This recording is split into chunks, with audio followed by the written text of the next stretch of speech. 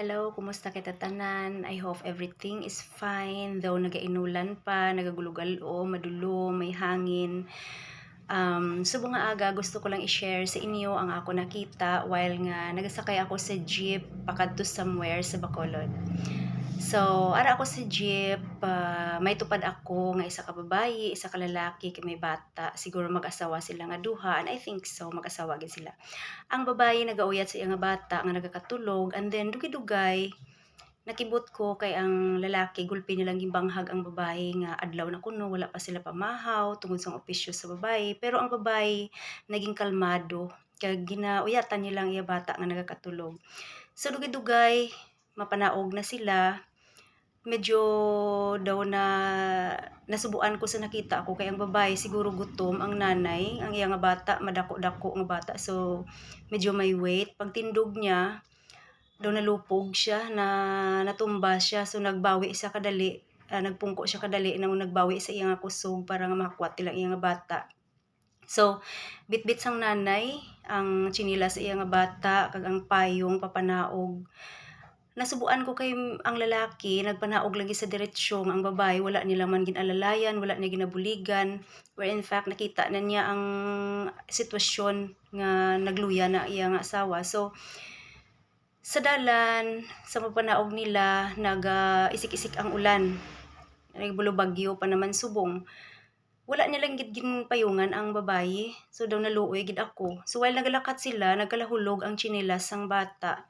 So imagine nga ang babae nagauyat sa iya nga bata nga mabugat, nagauyat sang payong, wala gid impudyot sang lalaki ang tsinelas sang bata nga nahulog.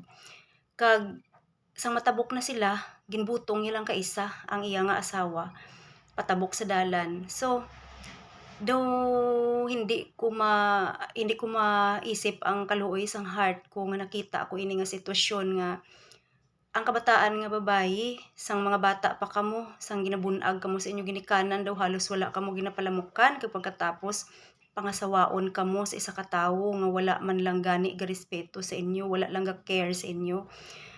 Kaluoy, kamo nga mga lalaki, nami lang kamo magpakilig-kilig sa mga babae kung may gusto kamo.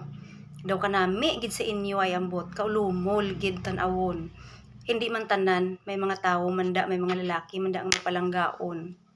Wala ko na ganyan generalize kay may ara man gid nga tawo nga nagapalangga nga lalaking nagapalangga sa ila nga mga asawa, pero sa sina nga sitwasyon inday tan-awan niyo gid, pilian niyo gid sing maayo before ka mamana, pilian gid sang maayo ang tawo nga kaya ka nga pangalagaan, hindi lang sang time nga gwapa ka pa, sang time nga sexy ka pa.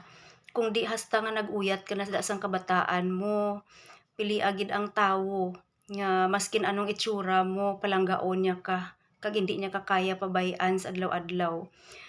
So amo ina, advice ko lang sa inyo mga kabataan subong, palihog lang. Hindi man kamo magdali-dali sa inyo nga desisyon kay ang kalipay mga palangga kaisa lang na, while ang kasakit bitbiton mo gid ina ang imo nga ang batasan sa imo nga bana package ina, ang pamilya pagani sa imo nga bana, upod pa na gani nimo nga batunon sa bilog mo nga kabuhi, ang malain pa ang masubo pa gid. Kung hindi ka mo magintindihanay magresulta ina sa pagbinulagay, kag kung may mga bata na kamo, kaluoy kaanugon kay inyong kabataan amo ang apektado. So amo lang na maghalong-halong kita mga ginikanan panumduman. Hindi man ko perpekto bilang isa ka single parent, pero ginaupdan ko gini sang pangamuyo nga kabaytani, tagaan kita sa giya sa giya sang Ginoo nga maalagaan ta aton kabataan, masubaybayan ta kay biskin tuod dalagko na sila ang ilang nga isip bata gihapon. So amo lang na ang akon nga ma-share sa subong nga adlaw. Madamo nga salamat, maulanon nga adlaw Bacolod.